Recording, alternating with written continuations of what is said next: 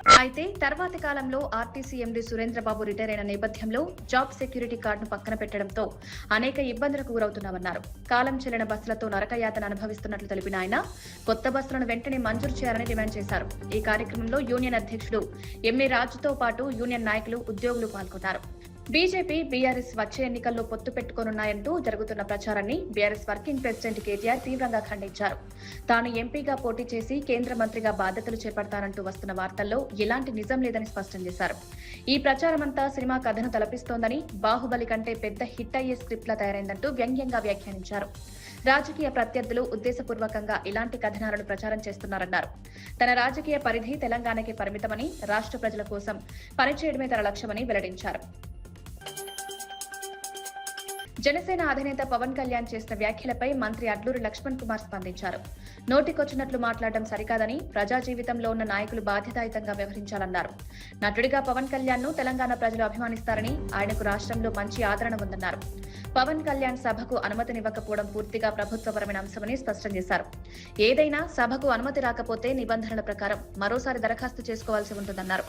తెలంగాణ ప్రజలు ఆంధ్రప్రదేశ్ ప్రజలను అన్నదమ్ములుగా గౌరవిస్తారని, రెండు రాష్ట్రాల ప్రజల మధ్య సోదర భావం కొనసాగుతుందని తెలిపారు. మాట్లాడు కరెక్ట్ కాదు.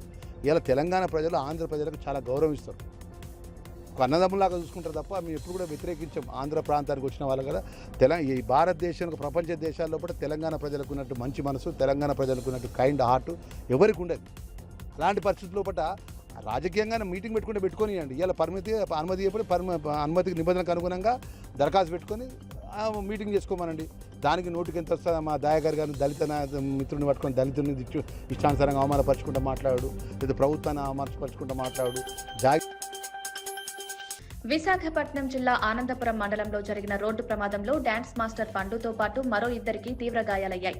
మంగళవారం అర్ధరాత్రి లొడగలవానిపాలెం సమీపంలో ఈ ఘటన చోటు చేసుకుంది. పోలీసుల వివరాల ప్రకారం అనకాపల్లి ప్రాంతానికి చెందిన Balu riders dance group Bheemili మండలంలో నిర్వహించిన ఓ ఈవెంట్ పూర్తి చేసుకుని కారులో తిరిగి వెళ్తున్నారు.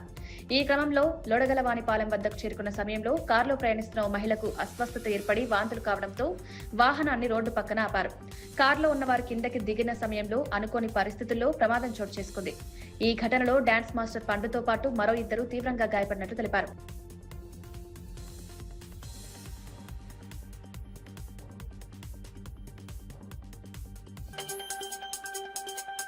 మహబూబ్ నగర్ లో నిర్మాణంలో ఉన్న 1000 పడకల సూపర్ స్పెషాలిటీ ఆసుపత్రిని ప్రభుత్వం వెంటనే పూర్తి చేయాలని మాజీ మంత్రి వి శ్రీనివాస్ గౌడ్ డిమాండ్ చేశారు. ఈ ప్రాజెక్టు పనులు ఆలస్యం అవుతుండటంపై ఆయన ఆందోళన వ్యక్తం చేశారు. జిల్లా ప్రజలకు అత్యాధునిక వైద్య సేవలు అందించాలనే లక్ష్యంతో ఈ ఆసుపత్రి నిర్మిస్తున్నారని గుర్తు చేశారు. క్యాన్సర్, గుండె సంబంధిత వ్యాధులు, కాలేయ సమస్యలు సహా ఇతర క్లిష్ట వ్యాధులకు ప్రత్యేక వైద్యం అందించే కేంద్రంగా ఈ ఆసుపత్రిని రూపొందించినట్లు చెప్పారు. అయితే నిర్మాణ పనులు పూర్తి కావడంలో జాప్యం జరగడం వల్ల ప్రజలు ఇబ్బందులు ఎదుర్కొంటున్నారన్నారు. ఆసుపత్రికి అవసరమైన వైద్య పరికరాల కొనుగోలు ప్రక్రియ కూడా ఎందుకు ఆలస్యమవుతోందో ప్రభుత్వం స్పష్టం చేయాలని కోరారు. లివర్ ఖరాబ్ అయి చనిపోతా ఉన్నాం. ముఖ్యంగా క్యాన్సర్ హాస్పిటల్ చాలా అవసరం, సూపర్ స్పెషాలిటీ. కనుక దయచేసి నేను విజ్ఞప్తి చేస్తూ ఉన్నా, వెంటనే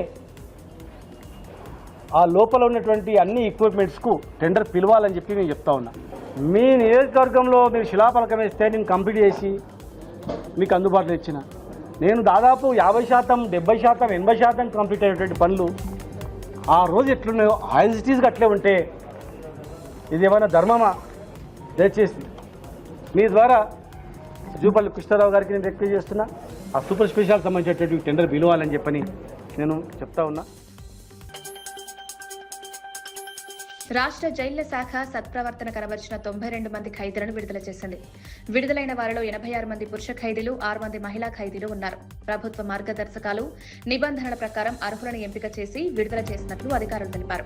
ఖైదీల ప్రవర్తన, జైలు శిక్షా కాలంలో వారి తీరు, పునరావాసానికి అనుకూల పరిస్థితులను పరిశీలించిన తర్వాత ఈ నిర్ణయం తీసుకున్నట్లు చెప్పారు. విడుదలకు ముందు ఖైదీలకు ప్రత్యేక కౌన్సిలింగ్ నిర్వహించి సమాజంలో బాధ్యతాయుతంగా జీవించాలని సూచించారు. ఇవ్వడం జరిగింది. వీళ్ళ మధ్యలో ఒక 85 మెంబర్స్ మేల్ ప్రిజనర్స్ ఉన్నారు, ఇంకా ఒక 6 మెంబర్స్ విమెన్ ఉన్నారు. వీళ్ళకు ఈరోజు వాళ్ళ మధ్యలో ఒక 38 మెంబర్స్కు నేను మా ఫుల్ అవుట్లెట్స్లో ఎంప్లాయ్మెంట్ ఇవ్వడం జరిగింది. రాష్ట్రంలో దీర్ఘకాలంగా పెండింగ్లో ఉన్న ఇళ్ల స్థలాల క్రమబద్ధీకరణ ప్రక్రియ ముఖ్యమంత్రి చంద్రబాబు నాయుడు గ్రీన్ సిగ్నల్ ఇచ్చారు. ఆర్టీజీ సెంటర్ నుంచి వివిధ శాఖల పనితీరుపై నిర్వహించిన సమీక్ష సమావేశంలో ఈ మేరకు కీలక ఆదేశాలు జారీ చేశారు. ప్రజలకు సంబంధించిన అంశాల్లో అనవసర ఆలస్యం చేయకుండా నిర్ణయాలు తీసుకోవాలని అధికారులకు సూచించారు. సాకులు వెతుకుతూ ఫైళ్లను పెండింగ్ లో ఉంచడంపై సీఎం అసంతృప్తి వ్యక్తం చేశారు. ప్రతి దరఖాస్తును నిర్దిష్ట గడువులో పరిష్కరించేలా చర్యలు తీసుకోవాలని ఆదేశించారు. ఇదే సమయంలో రాష్ట్రంలో ఇసుక అక్రమ రవాణాపై కూడా చంద్రబాబు దృష్టి సారించారు.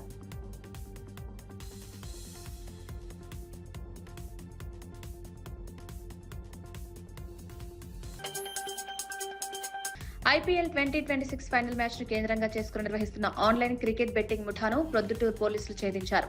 కడప జిల్లా ఎస్పీ ఆదేశాల మేరకు ప్రత్యేక బృందాలు దాడులు నిర్వహించి ప్రధాన నిర్వాహకుడితో పాటు పలువురు నిందితులను అరెస్ట్ చేశారు. బెట్టింగ్ కార్యకలాపాలు నిర్వహిస్తున్న స్థావరాలపై తనిఖీలు చేపట్టి కీలక ఆధారాలను స్వాధీనం చేసుకున్నారు. నిందితుల వద్ద నుంచి 2.2 లక్షల నగదు, ఒక ల్యాప్టాప్, 10 మొబైల్ ఫోన్లను పోలీసులు స్వాధీనం చేసుకున్నారు. ఆన్లైన్ బెట్టింగ్ లావాదేవీల కోసం వినియోగిస్తున్న 16 బ్యాంకు ఖాతాలను గుర్తించి సీజ్ చేసినట్టు తెలిపారు. ఆయా ఖాతాల్లో ఉన్న 4.14 లక్షల నగదును ఫ్రీజ్ చేసినట్లు వెల్లడించారు.